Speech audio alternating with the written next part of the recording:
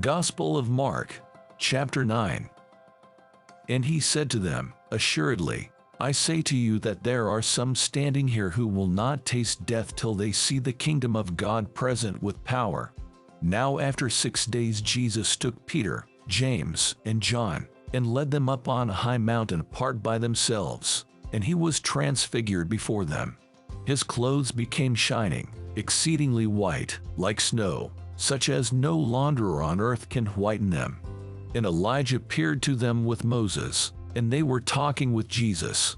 Then Peter answered and said to Jesus, Rabbi, it is good for us to be here, and let us make 3 tabernacles, one for you, one for Moses, and one for Elijah, because he did not know what to say, for they were greatly afraid. And a cloud came and ophadowed them, and a voice came out of the cloud, saying, This is my beloved Son, hear him. Suddenly, when they had looked around, they saw no one any more, but only Jesus with themselves. Now as they came down from the mountain, he commanded them that they should tell no one the things they had seen, till the Son of Man had risen from the dead. So they kept this word to themselves, questioning what the rising from the dead meant. And they asked him, saying, Why do the scribes say that Elijah must come first?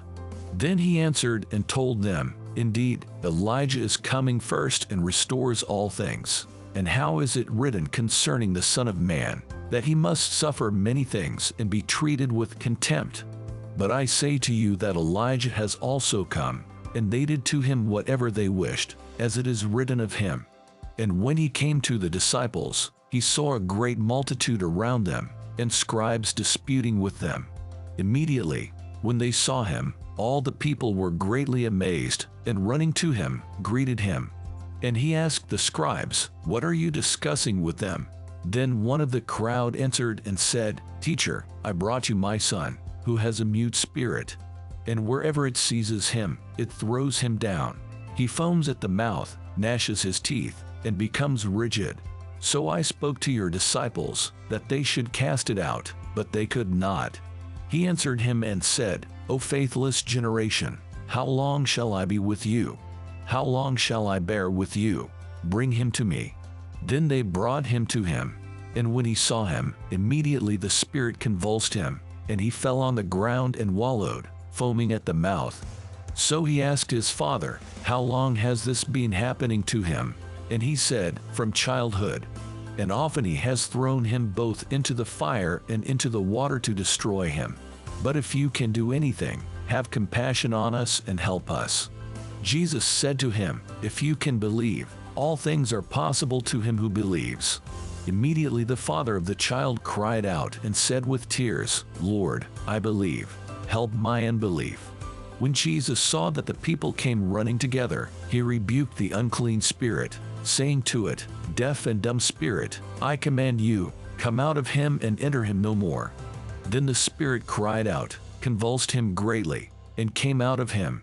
And he became as one dead, so that many said, He is dead. But Jesus took him by the hand and lifted him up, and he arose. And when he had come into the house, his disciples asked him privately, Why could we not cast it out? So he said to them, This kind can come out by nothing but prayer and fasting.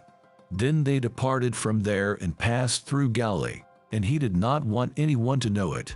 For he taught his disciples and said to them, The Son of Man is being betrayed into the hands of men, and they will kill him. And after he is killed, he will rise the 3rd day. But they did not understand this saying, and were afraid to ask him. Then he came to Capernaum.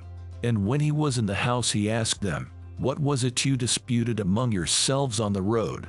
But they kept silent, for on the road they had disputed among themselves who would be the greatest. And he sat down, called the 12, and said to them, If anyone desires to be first, he shall be last of all and servant of all. Then he took a little child and set him in the midst of them. And when he had taken him in his arms, he said to them, Whoever receives one of these little children in my name receives me. And whoever receives me, receives not me but him who sent me. Now John answered him, saying, Teacher, we saw someone who does not follow us casting out demons in your name, and we forbade him because he does not follow us. But Jesus said, Do not forbid him, for no one who works a miracle in my name can soon afterwards speak evil of me. For he who is not against us is on our side. For whoever gives you a cup of water to drink in my name, because you belong to Christ, assuredly, I say to you, he will by no means lose his reward. But whoever causes one of these little ones who believe in me to stumble, it would be better for him if a millstone were hung around his neck, and he were thrown into the sea. If your hand causes you to sin, cut it off. It is better for you to enter into life maimed, rather than having two hands, to go to hell, into the fire that shall never be quenched, where their worm does not die, and the fire is not quenched. And if your foot causes you to sin, cut it off. It is better for you to enter life lame, rather than having 2 feet, to be cast into hell, into the fire that shall never be quenched, where their worm does not die, and the fire is not quenched. And if your eye causes you to sin, pluck it out. It is better for you to enter the kingdom of God with 1 eye, rather than having 2 eyes, to be cast into hell fire, where their worm does not die, and the fire is not quenched. For everyone will be seasoned with fire, and every sacrifice will be seasoned with salt. Salt is good, but if the salt loses its flavor, how will you season it? Have salt in yourselves, and have peace with one another.